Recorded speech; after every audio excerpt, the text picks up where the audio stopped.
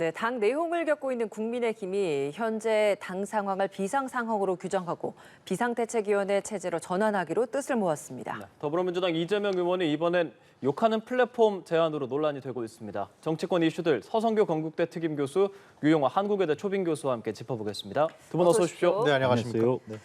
네, 국민의힘 어제 의원총회 열어서 비상 상황으로 당 상황을 규정을 하고 비상대책위원회 체제로 전환하자라는 뜻을 모으고 나서 오늘 조금 전에 들어온 소식에 따르면 최고위원회에서도 상임 전국위로 가자라는 의결을 했다는 소식까지 들어왔습니다.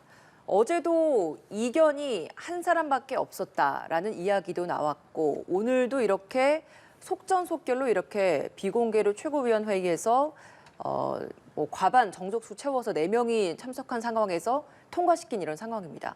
지금 이 상황 어떻게 보고 계십니까? 네, 상당히 위기적인 상황이기 때문에 위기적인 조치를 취하는 것 아니냐 이런 생각이 듭니다.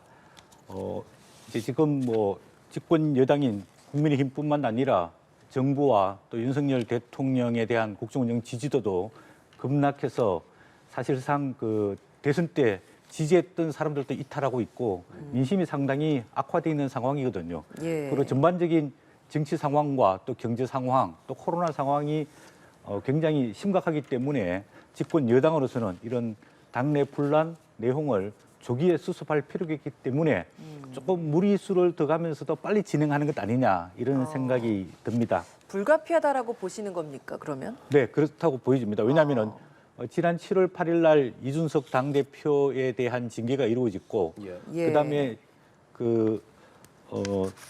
권성동 원내대표가 직무 대행을 하면서 여러 가지 또 실수를 하면서 집권 여당에 대한 국민의 신뢰도가 상당히 추락을 하고 또 당내에서 내분이 속출하고 있는 상황이기 때문에 빨리 네. 수습을 해야 된다 이런 상황인데 이제 의총에서 또 오늘 최고위원회에서 이제 비대위원회로 가자고 결정을 했습니다.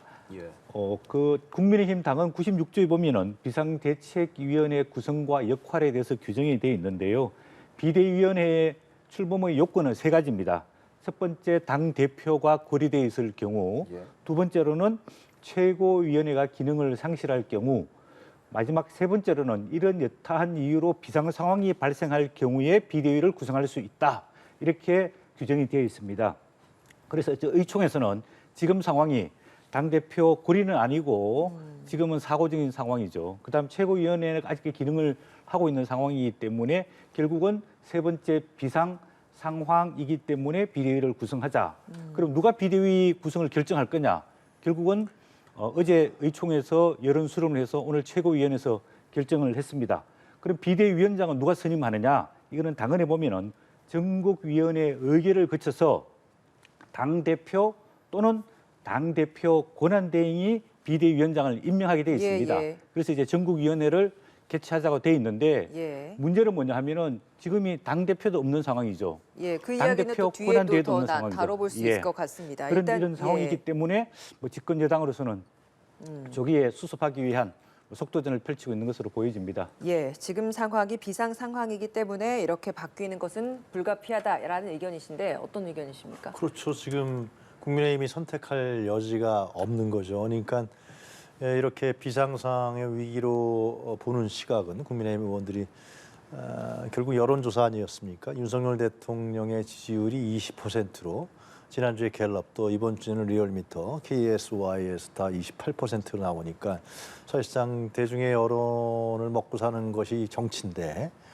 그 여론이 워낙 안 좋고 특히 이제 더 떨어질 확률이 크다. 자꾸 또 문제가 터지고요. 5세 이하 또 그 취약 문제도 갖가지 문제가 터지는데 이것을 받쳐줄 만한 정치적인 반격이라든가 돌파구가 안 보인다. 그럼 결국 집권 여당에서 해야 되는데 집권 여당도 보니까 또 이준석 대표도 이게 모양새가 이상하게 돼버렸단 말이죠. 그러니까 2가지 원인입니다. 지금 비상 상황이라고 규정하는 것은 대통령의 지지율 하락. 그다음에 당대표는 이준석, 지금 화면에도 나옵니다만 이준석 당대표가 하여튼 내부 충질이다 해갖고 뭔가 권력 투쟁에 의해서 자신의 문제에 의한 것보다도 권력 투쟁에 의해서 쫓겨난 것 같다는 인상. 윤핵관과 윤석열 대통령과 사이가 안 좋아. 이 2가지 문제인데요. 이 2가지 문제를 해결해야 두 가지 문제를 해결해야 지지율이 다시 오르고 국민의힘이 집권 여당으로서 역할을 할 수가 있습니다. 그런데 이제 제가 우려스러운 건 이 두 가지 문제는 그냥 봉합돼 있고 그냥 비상대책위원회만 만든다는 거거든요. 과연 그것이 과연 무슨 비상대책위원회느냐? 이게 형식만 비상대책위원회지 실질적인 그 쌓여 있는 본질적인 문제는 해결하지 않는, 네. 해결하지 못하는 그런 상황이 더욱더 상당히 우려스러운 측면이 있다 이렇게 말씀드릴 수 있습니다. 절차적인 걸 좀 들여다보면 오늘 최고위원회 이 비공개로 열린 것이 7명의 제적 인원 중에서 4명이 참석을 했고 그 참석한 4명 인원을 봐도 권성동 원내대표, 배현진, 윤영석 최고위원, 성일종 정책위 의장입니다. 배현진, 윤영석 최고 같은 경우에는 사퇴 의사를 밝혔는데도 불구하고 사퇴 처리가 되지 않았기 때문에 여기 와서 참석을 하고 이번 이 의결의 역할을 한다. 여기에 있어서 반대하는 의견에서는 또 충분히 문제 제기할 수 있는 사안을 이렇게 또 만들어버린 부분이 있지 않을까라는 생각이 드는데 이 과정은 어떻게 보십니까?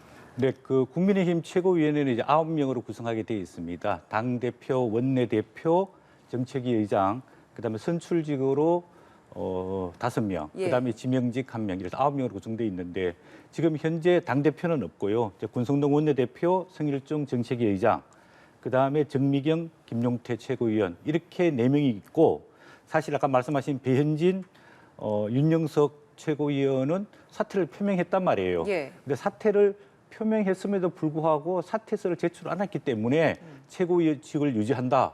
이런 사례가 있었는지 모르겠습니다. 왜냐하면은 최고위원을 사퇴하면은 그 구두 표현 의사 표시 자체가 최고위원회에 사퇴하는 거지 최고위원 사퇴한다고 사직서를 당 사무처에 제출하는 경우가 없었을 것 같거든요. 그렇기 때문에 이 최고위원이 지금 자격 여부, 직격성이 문제가 될 수 있습니다. 왜냐하면은 최고위원회 의결이 있어야만이 그 뭐 전국위원회 또는 그쵸. 상임전국위원회 또는 비상대책위원회 전환이 가능한데 그러면 최고위원회가 9명 중에서 지금은 4명이 남아 있지만은 사퇴를 표명했는 사람이 참석해가지고 의결을 했단 말이에요. 이 그러니까요. 자격 여부도 논란이 될 수 있고, 그다음 정미경, 김용태 최고위원은 지금 반대하고 있단 말이에요. 그래서 이런 부분들도 그러면 최고위원 사퇴하기 전에 최고위원회의 의결을 통해서 예를 들어서 비대위 전환을 의결하고 전국위원회, 상임전국위원회를 소집할 수 있도록 해야 되는데 뭔가 집권 여당이 당규에 규정되어 있는 조항들을 제대로 이해를 하지 못하고 주도 면밀하게 당을 운영하지 못한다는 느낌이 상당히 불안감을 주고 있습니다. 예, 이렇게 속전속결로 진행을 하는 것, 빠른 결정이 당 수습에 과연 더 긍정적인 영향을 줄 것인가? 이 질문을 왜 드리냐면 지난번 이준석 대표 윤리위원회 징계 결정 후에 빠르게 당 수습을 하겠다고 거의 며칠 만에 바로 이제 직무대행 체제로 전환을 시키고 사고로 판단을 하면서 어느 정도의 이제 당 내용을 좀 수습시키려고 했잖아요. 근데 이게 3주 만에 다시 이렇게 당 내용으로 불거졌기 때문에 과연 빠르게 이렇게 처리를 하는 게 지금 이렇게 절차상에 좀 반대의 목소리도 나올 수 있는 상황을 만들어가면서 빠르게 진행을 하는 게 과연 정말 당 수습을 위해서 도움이 되는 것인가 이런 지적에 대해서는 어떤 의견이십니까? 그러니까 이것은 정치적인 문제로 터진 거 아니에요? 그럼 정치적으로 해결을 해야 되는 겁니다. 그러니까 이준석 당대표와 윤핵 간의 갈등, 대립, 거기다 또 윤석열 대통령이 이준석 당대표를 뭔가 하여튼 호감이 없고 권력관계로 보고 그런 부분들을 정치적으로 해결해야 되는 문제인데 그러면 대통령이 나서서 이준석 당대표를 지금 휴가 중이라니까 만나서 정말 얘기를 좀 해보든지 아니면 윤핵관에서 핵심적인 사람이 이 문제를 어떻게 할 것이냐 이러다 우리 당이 다 죽게 생겼다 이거 어떻게 할 거냐 이렇게 해결을 해야 되는 거죠. 그래서 당신이 원하는 게 뭐냐 또 정치라는 건 이제 협상과 딜이니까 그런 식으로 해결해야 되는데 자꾸만 이제 내부의 권력관계 또 대통령 권력의 힘 대중들은 그렇게 원하지고 있지 않은데 대통령 권력의 힘과 또 당내의 주류 세력의 권력의 힘 이런 것만 갖고 해결하려고 그러니까 당원 당규상에 안 나와 있는데 그럼 이준석 대표가 나가서 내가 난 대표 지금 그만둔 게 아닌데 내가 가처분 신청 걸겠다. 그러면 이게 다 틀린 것이다. 또 최고위원 중에서 두 사람의 이준석 대표가 가까운 그 김영태, 정미경 최고위원은 난 그만두지 못하겠다. 이 당이 이게 혼란이 수습이 안 되는 거예요. 이거는 끝이 없을 겁니다 아마. 이게 법원까지 갈 수도 있을 거예요 이게 아마. 이게 무슨 망신입니까 집권 여당이. 이 대통령 출범한 지 지금 3개월도 안 됐는데 이 문제는 정치적으로 해결해야 되는데 정치적으로 해결할 의사도 별로 없는 것 같고요 제가 봤을 때는. 능력도 잘 안 되는 것 같고 정치력을 발휘해야죠. 발휘해서 만나서 얘기를 좀 풀어야 되는데 좀 그러한 시도는 없고 뭐 당원 당규에 나와 있다, 뭐 의원총회 했다, 지금 비상 상황이다 이런 식으로만 하니까 문제는 자꾸만 더 꼬이고 또 이준석 당대표가 자기가 정치적으로 죽는 길인데 가만히 예. 있겠습니까? 더 중요한 거는 지금 밖에서 외부에서 여론조사를 보면 누가 당대표로 제일 좋습니까? 이준석이에요. 대중들은 이준석을 원하고 있는 거예요 하여튼. 이런 문제가 복합적으로 아주 복잡하게 얽혀 있으니까 참 국민의힘이 이 문제를 잘 못 풀어내고 풀 사람도 없는 것 같고 예. 그런 답답한 상황인 것 같습니다. 예.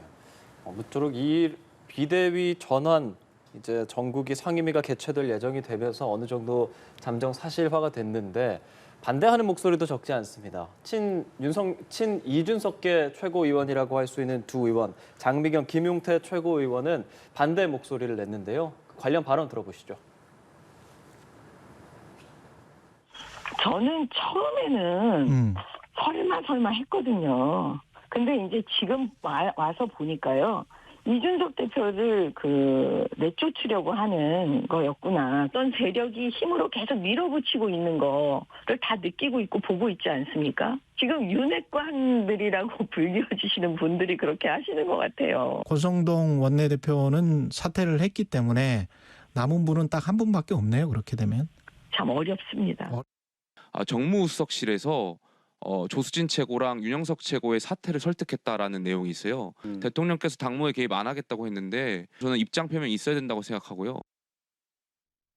예, 이렇게 비대위 체제로 완전 전환되기까지 넘어야 할 산들이 좀 있어 보입니다. 앞서 들었듯이 지금 김용태, 정미경, 친윤석열계로 분류되는 두 의원은 노골적인 이준석 내쫓기다라는 발언을 하기도 했고 또 뭐 정국위 원회 의장인 서병수 의원 역시도 비대위로 가야 하는 근거가 없다 이렇게 얘기하지 않았습니까? 이 반대 여론을 속도전으로 잠재울 수 있을까요? 네, 어쨌든 간에 뭐 국민의힘의 당헌과 당규가 있기 때문에 그 절차에 따라야 하는 게 일단 마땅하다고 보여지고 있고요.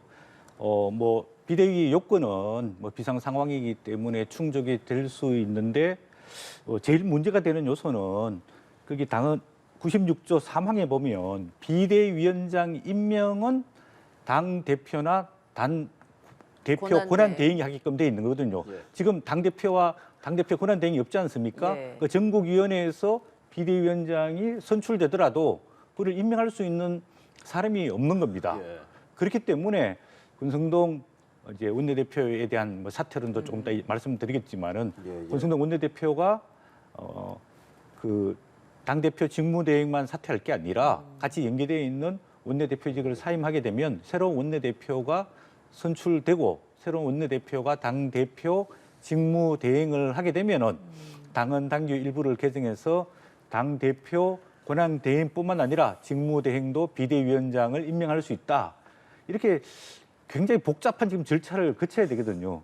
어쨌든 간에 아까 우리 교수님께서는 뭐 정치적인 문제, 정치적으로 풀어야 한다는 말에 동의하면서도 어쨌든 간에 이 과정과 절차가 당헌 당규에 따르면서 당심과 민심을 좀 수습할 수 있어야 된다고 생각이 드는데 아까 정미경 최고위원 그다음에 김용태 최고위원 뭐 입장도 제가 이해할 수 있는데 사실은 뭐 이준석 내쫓기가 사전에 시나리오별로 기획된 거라기보다는 예. 원인 제공은 이준석 대표가 상당히 많이 했다고 보여지고 있습니다. 그런 쪽으로 본인이 성상담 문제, 그다음에 증거인멸 문제에 대해서 명쾌하게 밝혀지지 않았던 문제, 그다음에 그동안에 작년 대선을 치르면서 윤석열 당시 후보와 대통령과의 갈등 관계가 상당히 심각했거든요.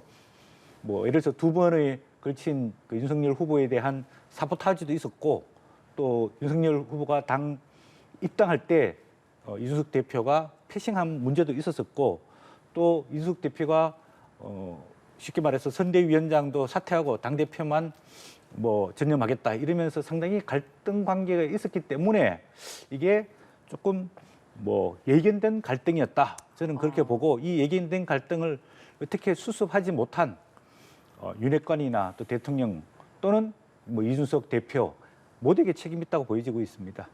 예, 이 비대위 전환에 대해서 뭐 윤핵관이 힘으로 내쫓고 있다 이런 발언까지 하고 있지 않습니까? 어떻게 보고 계세요? 그러니까 그 우리 서 교수님 잘 말씀해 주셨는데요. 그러니까 이준석 당대표하고 윤핵관하고 사이가 안 좋잖아요.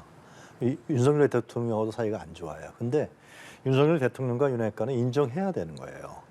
정치란 그런 겁니다. 그러니까 이준석 당대표는 당원들이 뽑았잖아요. 그리고 당대표 또 선거운동 했잖아요. 뭐 이준석 당대표가 민주당이 이재명 후보를 위해서 뛴 게 아니잖아요. 그러면 그 이준석 당대표하고 뭐 마찰이 있고 또 이준석 당대표가 요구하는 지분이라든가 인사 문제가 있었을 겁니다. 이거 하나도 안 들어준 거죠. 들어주고 싶고 당내 권력도 하나의 권력으로 가겠다라는 거 아니에요? 윤석열 대통령의 가장 충심이고 최측근들로 당 권력을 장악하겠다는데 이게 안 되는 겁니다, 지금. 안 되니까 이 사단이 난 거거든요. 근데 이 세상이 많이 바뀌었어요. 이건 과거 같이 무슨 뭐 대통령이 한마디 한다 그래서 소속의 국회의원들이 다 따르는 것도 아니고 당원들은 그 부분에서 비판적으로 바라보고 이런 부분들을 인정하고 수용해서 그럼 이준석 당대표가 할 수 있는 지분이라든가 정치적인 어떤 내용들 이런 부분들을 인정한 상태에서 집권당을 운영해 나가야 되는 거죠. 임기가 있잖아요. 예.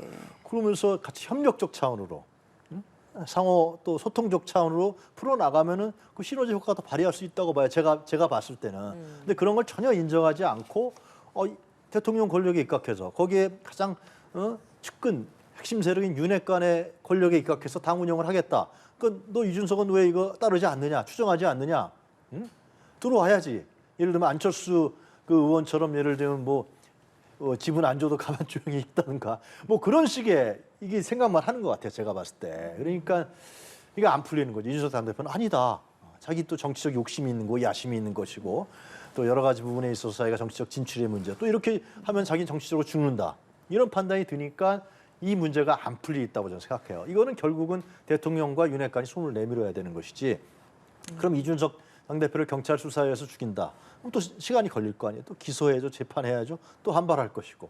이게 계속 가는 거죠. 가다 보면 제가 보기에 했을 때는 대통령 지지율은 계속 떨어질 수밖에 없습니다. 왜냐하면 집권 여당이 국정 운영 능력을 보여주는 것이 아니라 국정 혼란과 그리고 이 민생 파탄에 대한 혼란으로서 역할을 못하기 때문에 예. 집권 여당에 받쳐주는 게 아니라 자꾸만 또 지지율을 까먹을 거예요. 예. 그러면 나중에 이준석 당대표는 내가 복귀할 명분이 생기는 거죠. 그런 걸 이준석 당대표는 보고 있고 노리는 거 아니겠습니까? 예. 저는 그렇게 보여집니다.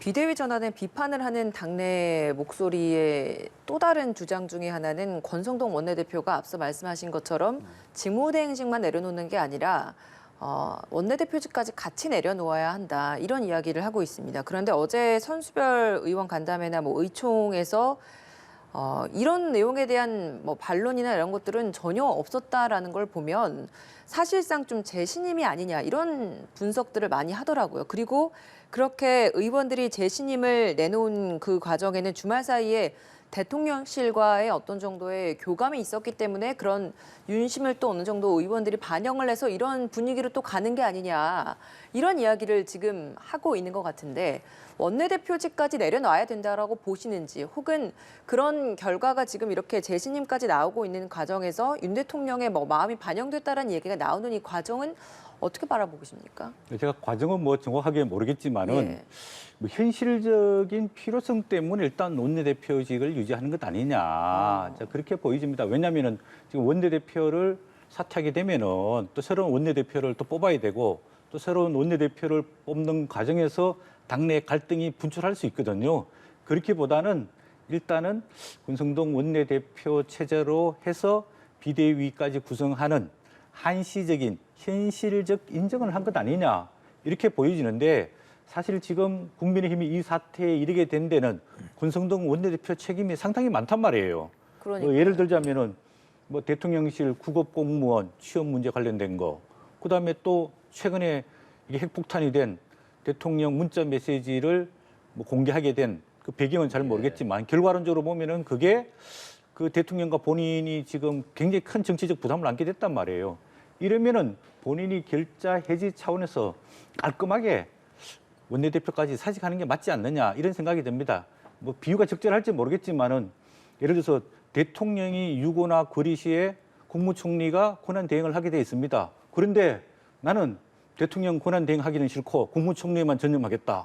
이게 성립 가능한 공식인지는 모르겠습니다. 그런 예. 측면을 봤을 때 상위직인 당대표 직무대행을 그만두게 되면은 하위직인 원내대표도 그만두는 게 논리적 귀결이 맞지 않나. 그래서 새로운 원내대표를 선출해서 당 수습 방안을 진행하는 게 깔끔하다. 저는 그런 생각이 듭니다. 그런 새로운 원내대표를 선출을 해서 당 수습 방안을 진행하는 거면 비대위 체제로 가지 않는 방안이 바람직하다라는 의견이신 겁니까? 아니요. 비대위를 가는데 비대위를 뭐 예를 들어서 전환하는 거라든지 그다음에 나중에 비대위원장 임명이라든지 이런 문제에 당대표나 당 권한대표나 당 직무대행이 필요하기 때문에 지금은 권성동 원내대표가 당 직무대행을 사퇴했지 않습니까? 그럼 아까 말씀드린 대로 비대위원장이 선출되더라도 비대위원장을 임명할 수 있는 사람이 없습니다. 그렇기 때문에 이런 여러 가지 문제들을 봤을 때 권성동 대표가 이 사태를 수습 후에 사퇴를 하는 것보다는 지금쯤 깔끔하게 본인이 결자 해지 차원에서 좀 그만두는 게 필요하지 않나 생각이 들고 과거에 예. 2011년 12월 그 홍준표 당시 당대표가 사퇴하고 박근혜 비대위로 가는 과정 속에서도 당시 황우여 원내대표가 당 권한 대행을 맡아가지고 비대위 체제로 잘 전환을 했거든요. 또 2020년 총선 패배 후에 국민의힘이 김종인 비대위 체제로 갈 때도 주호영 원내대표 겸 그 권한 대행이 비대위 체제 전환을 마무리를 잘 지었습니다. 그런 측면을 봤을 때 지금 원내대표, 당대표, 직무대행의 역할이 굉장히 중요하거든요. 그런 측면에서 본인의 뭐 입장 표명이 정확하게 있어야 될 거라고 보여집니다. 여기에 대해서 의견 한번 여쭤보겠습니다. 저는 향후에 대통령 지지율이 회복되지 않는 한에 예. 저는 국민의힘이 윤핵관을 비롯한 친윤 세력이 그 권력을 독식하는 건 난 불가능하다고 봅니다. 지금 그런 부분들에 대한 좀 정치적 포기를 할 필요가 있어요. 그럼 윤석열 원내대표직도 같이 거의 내려놔야 된다는 포함되어 의견이십니까? 있는 것이죠. 만약에 예. 그렇게 안 하면 이 갈등은 그러니까 대중들의 잘 봐야 되는 게 지금 국민의힘의 아니 여권의 실세 지도부가 대중들은 신뢰하지 않는데 안에서만 신뢰를 수직적으로 내려 꽂는 거예요. 지금 대중들은 지금 더 중요한 사실이 TK라든가 60대, 50대 윤석열 대통령의 지지율이 계속 하락하고 있잖아요. 그러니까 윤석열 대통령을 지지했고 투표를 했던 사람들이 지금 싫다 그러는 거예요. 그런데 자꾸만 집권 여당도 자신의 대통령 권력에 종속시키려고 한단 말이죠. 알겠습니다. 권력이라는 건 내부에서도 예. 나눠 가져야 돼요. 한 라인만 다 가지려고 하면 안 돼요. 저는 이렇게 자꾸만 하다 보면 결국에 가서는 불가피하게 그 권력을 나눠 가질 수밖에 없고 친윤과 윤핵관 세력이 국민의힘의 권력을 독점하는 이러한 부분들은 제가 보기에는 어려워지는 상황으로 간다. 저는 그렇게 될 거라고 알겠습니다. 예견합니다. 예. 그래서 이제 앞으로 지지율이 낮아질 수밖에 없는 상황이 된다. 뭐 이런 식으로 말씀을 해주시는데 이렇게 되면 더 그렇겠죠. 보수층들이 이거 뉴스 보고 싶겠어요, 정말? 맨날 싸우고 말이지. 근데 도대체. 이렇게 계속 결과가 안 좋으니까 예. 지금 휴가가 가 있는 상황이지 않습니까? 네. 뭐 박홍근 원내대표는 휴가 중에 국정 대전환 결정을 내려라. 그러니까 이 부분이 인사에 있어서 조금 뭔가 바꿀 필요가 있지 않냐. 비서실장 정도는 책임져야 하지 않냐. 인적 쇄신론을 제기하고 있는데 어떻게 생각하세요? 비서실장 얘기는 계속해서 나왔던 걸로 알고 있어요. 여권 내에서. 비서실장 도대체 뭐 하냐. 그리고 몇몇 수석들, 제가 이름은 거론 안 하겠습니다만 정치권에 회자되는 수석들이 있습니다. 뭐 하느냐 도대체. 대통령 어떻게 모시느냐라는 건데 저는 그 인사에서 쇄신은 저는 검찰들의 상승이라고 봅니다. 그러니까 여권 내부에서도 아니 우리가 열심히 선거운동 해줬는데 진짜 못 맞춰서 했는데 아니 핵심 요직은 검찰 출신들이 장악해? 이게 뭐야? 이런 얘기 볼멘소리 나온단 말이죠. 그러니까 인사의 핵심은 그 외신 뭐 미국의 내셔널 인터레스트라든가 블럼버그 계속해서 보도되고 있지만은 자꾸만 검찰 출신들이 핵심 요직에 가 있는 거거든요. 이게 인사의 가장 핵심적인 거예요. 그래서 이런 부분을 대통령이 결단을 내려야 되는 거죠.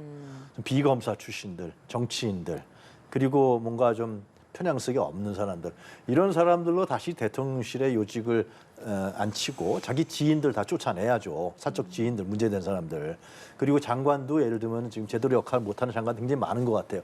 장관 얼굴 보기가 힘들고 뭘 하는지 모르겠어요. 정말 이 집권 초기에 이런 부분에 대한 인사 대혁신을 해서 국민에게 사과도 하고 바꾸겠다. 그리고 이준석 대표도 불러들여서 우리 같이 해나가자. 이런 정도의 어떤 상당히 혁신적인 그러한 인사 쇄신과 개혁책이 안 나온다 그러면은 과연 등 돌리고 있는 보수층들이 다시 돌아올 것이냐. 예. 이건 치명적이거든요, 사실상. 알겠습니다. 네, 그런 생각이 듭니다. 예.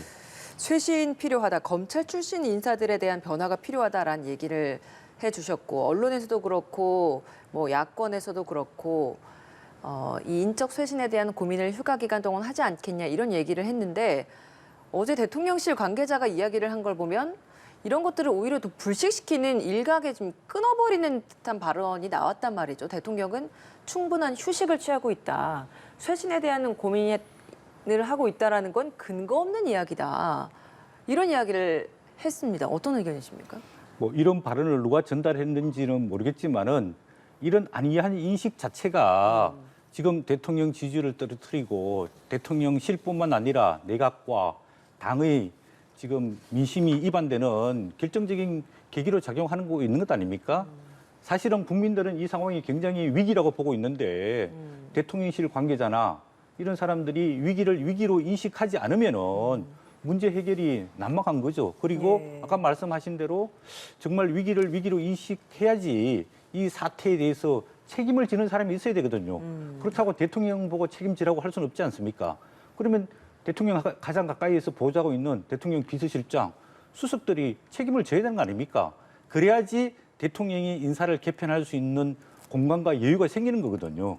그런데 지금 국민이 봤을 때는 이 윤석열 정부가 굉장히 위기에 봉착해 있는데 네. 대통령과 대통령실은 위기가 아니다. 대통령은 휴가를 맞아서 휴식을 취하고 있다. 영화 시청을 하고 있다. 뭐 산보를 하고 있다. 자택에서 쉬고 있다. 이런 거는 굉장히 국민적 생각과 괴리감이 굉장히 크거든요. 최소한 대통령이 이 엄중한 상황에 대해서 고민을 많이 하고 있다. 국정을 어떻게 풀어나갈지 그 해법에 대해서 국민의 다양한 의견을 듣고 있다. 또 다양한 사람들로부터 건의와 보고를 받고 있다. 이렇게 해야지 국민이 국민이 우려하는 목소리들을 대통령과 예. 대통령실이 듣고 있구나. 그래야지 국민들이 기대를 하는 거 아닙니까? 희망을 가지는 거 아닙니까? 바람직하지 않은 발표였고 쇄신 필요하다 이런 의견. 예, 그리고 과거에도 보면은 지금 뭐 대통령이 취임한 지 이제 한 80일, 석 달밖에 안 됐기 때문에 대통령실이나 행정부를 어떻게 개편하느냐 이런 이야기 있는데 과거에도 보면은 이명박 대통령 초기에 류익 대통령 실장도 한 3개월 만에 그만둔 적도 있습니다. 그 책임을 지고 그다음에 또 박근혜 정부 허태일 비서실장도 한 4개월 정도 좀 하다가 또 사퇴한 적이 있거든요. 예. 이거는 기간의 문제가 아니라 엄중한 이 시국과 정국을 어떻게 인식하고 그걸 해결하기 위한 해법을 마련하느냐 그런 어떤 긴장감, 긴박함 이런 것들이 좀 필요하다고 예. 보여집니다. 알겠습니다. 예, 알겠습니다. 이번 주 어쨌든 윤석열 대통령 휴가 기간이니까 다녀와서 또 어떤 발언을 내놓을지도 지켜보도록 하겠습니다. 이 얘기 좀 해볼게요. 이재명 후보가 의원 욕하는 플랫폼을 만들자 이렇게 얘기를 해서 논란이 됐고 같이 지금 경쟁하고 있는 강훈식, 박용진 후보도 일제히 비판을 하고 있거든요. 이재명 후보는 너무 과하게 해석하지 말라 뭐 이런 입장인데 이 플랫폼에 대해서 어떻게 생각하고 계세요? 그 배경을 좀 잘 볼 필요가 있어요. 욕이라는 말이 나오니까 이게 뭐야 사람들이 이렇게 해서 이재명 의원의 과거 이미지하고 이렇게 더 씌우셔서 또 이렇게 비난하는 측면이 없지 않아 있는데 뭐 욕이라는 단어를 쓴 거는 그렇게 잘한 건 아니겠죠. 예. 그러나 그 취지는 지금 국회의원에 대한 불신과 비난, 비판은 사실상 국민들 사이에서 저변에 깔려 있어요. 그러면 그거를 이제 소통 창구를 만들어줘야 될 거 아니에요. 국회의원들은 지금 4년 임기 딱 보장되는 거 아닙니까? 공천만 잘 받아서 당선되면 좋은 지역구에 가서 당선되면은 물론 힘들게 되신 분들도 많이 있지만 그러면은 사실상 국회의원들은 특권을 4년 동안 누리게 됩니다. 그럼 견제를 안 받아요. 견제 받을 곳이 없어요. 국민 소환제도 없지 않습니까? 지방자치단체장은 다 있지만은 그러면 국민들은 어디에다 얘기할 겁니까? 자기가 마음에 안 드는 특히 이제 민주당 같은 경우는 국민의힘도 책임당원이 상당히 많지만 민주당도 권리당원이 125만이 됩니다. 그분들 다 당비 내요. 당비 내면서 합니다. 그러면은 그 부분에 대해서 얘기하고 싶고 또 정치를 자기도 관여하고 싶고 정치를 자기들의 의사와 욕구나 이런 부분들 정치적으로 실현하고 싶은데 국회의원들하고 뭐 할 수 있는 통로가 없잖아요. 도대체 예. 당에. 그런 걸 만들어주겠다는 저는 의도라고 보여집니다. 그러한 어떤 소통 창구를 만들어서 얘기할 거 문자 폭탄해갖고 그냥 이 해서 국회의원들 업무도 못 보게 하지 말고 차라리 거기다 그런 플랫폼을 만들어 놓으면은 거기서 막 하고 싶은 말 이게 다 할 거 아니에요. 그럼 국회의원들 들어가서 내가 이거 잘못했나? 이건 내가 소신 있게 얘기했는데 답변도 하는 거고 그런 어떤 그 소통의 창구를 만들겠다. 저는 그런 의도로 이해했어요. 근데 이제 그것을 이제 그 좀 경선 뛰고 있는 이제 두 후보가 이제 욕이다 이렇게 하면서 욕 플랫폼이라고 이렇게 에스컬레이트 시켰는데 실제로 박용진 의원이나 아니면 강원식 의원도 자기들이 그동안에 국회의원을 하면서 정말 당원들과 국민들과 얼마나 소통했는지 자신들이 국회의원직이라는 특권 속에 있었던 건 아닌지 그런 부분들을 좀 같이 함께 성찰할 필요가 있지 않나 생각합니다. 소통을 위한 일종의 필요성은 있다. 다만 그 욕이라는 단어로 인해서 좀 더 논란이 된다는 말인 것 같은데 어떻게 생각하십니까? 또 설화 리스크 뭐 이런 말도 나오지 않습니까? 네. 뭐 이재명 지금 의원 그런 이제 당 대표 후보죠. 뭐 직설적 화법을 많이 쓰다 보니까 약간 국민적 감정을 건드리고 그런 말 실수가 상당히 많다고 이제 보여지고 있습니다. 이게 이제 당 대표가 되시고 차기 아마 또 유력한 대권 후보지 않습니까? 정치인의 말은 정치인의 그 품격, 사고, 뭐 인식의 수준 이런 걸 드러내기 때문에 굉장히 절제되고 자제되고 품격 있는 언어를 써야 되는데 과거에 보면은 좀 그렇지 못한 측면이 상당히 많았었거든요. 뭐 예를 들자면은 7월 말에도 뭐 저학력청, 저소득층이 국민의힘 지지자가 많다 이렇게 해가지고 저학력청, 저소득층을 좀 비화하는 사실은 그렇더라도 뭐 예를 들어서 지지자가 많은데 진짜 우리가 이런 저학력층, 저소득층을 어떻게 포용할 것이냐, 지지로 선회할 것이냐 이런 긍정적으로 좀 표현을 하는 게 좋지 않을까 이런 생각이 들고요. 김혜경 씨 그 법인카드 관련해 가지고 경찰 조사를 받던 참고인이 또 극단적인 선택을 하지 않았습니까? 이런 부분에 대해서도 뭐 이재명과 무슨 관계가 있느냐, 나라가 무당의 나라가 돼서 뭐 이런 발언을 했단 말이에요. 이런 극단적이고 자극적인 말이 지지자들에게는 통쾌한 맛을 줄 수 있지만 합리적이고 객관적인 국민들이 봤을 때는 좀 지나치다, 너무 과하다 이런 생각이 들기 때문에 이제 이재명 아마 8월 28일 날 제가 보기에는 뭐 의대명이 아니라 확대명이 돼서 확실하게 뭐 당대표가 될 것 같은데 그러면은 좀 더 언어, 행동에 좀 품격 이런 걸 조금 높여서 그래야지 다음 대권에 좀 더 많은 지지를 받을 수 있지 않을까 그런 생각이 알겠습니다. 듭니다. 네, 서성규 건국대 특임 교수, 유용화 한국외대 초빙 교수였습니다. 고맙습니다. 네, 감사합니다. 네.